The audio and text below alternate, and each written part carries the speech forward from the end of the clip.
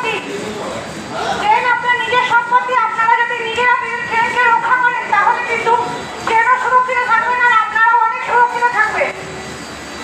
কোনো বাচ্চা যদি জানানো হচ্ছে যে আপনারা যাত্রা শুভ হোক এবং সুরক্ষিত, আপনারা সবাই নিজের বাড়িতে পৌঁছান, কিন্তু তার জন্য কিছু কিছু জিনিস আপনাদের ফলো করতে হবে। নিজেদের সুরক্ষা আপনাদের নিজেরা, আত্মীয় ছেলেরা আপনাদের জিনিসপত্র দায়িত্ব নেয়নি, আপনাদের দায়িত্ব নিচ্ছে, আপনাদের সুরক্ষা অবশ্যই করবে। কিন্তু এরা যদি কোনো রকম কোনো বিপদে আপনারা পড়েন তার জন্য কিন্তু আপনাদেরকে নিজেদের সুরক্ষা করতে হবে। নিজেদের সুরক্ষা করে যদি 139 নাম্বার যদি আপনারা ফলো করেন তাহলে আত্মীয় ছেলেরা আপনাদের সব সময় দাঁড়িয়ে রয়েছে আপনাদের হেল্প করার জন্য। আপনাদের হেল্প বলতে একটুখানি 139 নাম্বারে আপনাদের একটু কল করতে হবে। যদি কলটা আপনারা করে না তাহলে যে কোনো সমস্যা, যে কোনো পরিস্থিতি থেকে বার করতে আত্মীয় ছেলেরা কিন্তু আপনাদের জন্য দাঁড়িয়ে রয়েছে।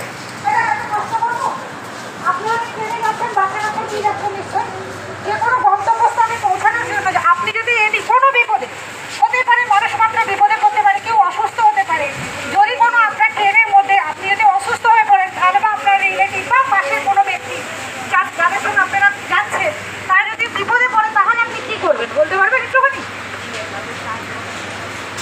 চলতি ট্রেনে আপনি একটা অসুস্থ মানুষকে কী করে সাহায্য করবেন যদি একটু বলেন? হ্যাঁ, একদম ট্রেনে একটা RPF এর নাম্বার আছে 139, এই নাম্বারে যদি আপনি একটুখানি কল করেন তাহলে ওনারও সাহায্য হবে, আপনারও বিপদ যদি আপনারও হয় তাহলে আপনিও বিপদ থেকে মুক্ত হন। তাই দরকার পড়ে আপনি তাহলে কী করবেন, এই মোবাইল নাম্বারটা ফোনের মধ্যে একটু নোট করে রাখবেন, এটাই আর কি।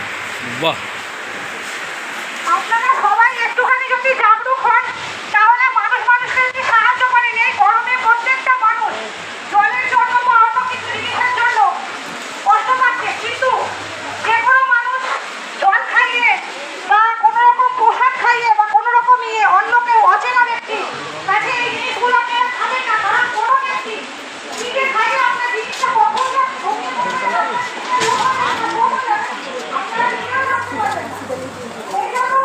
ম্যাডাম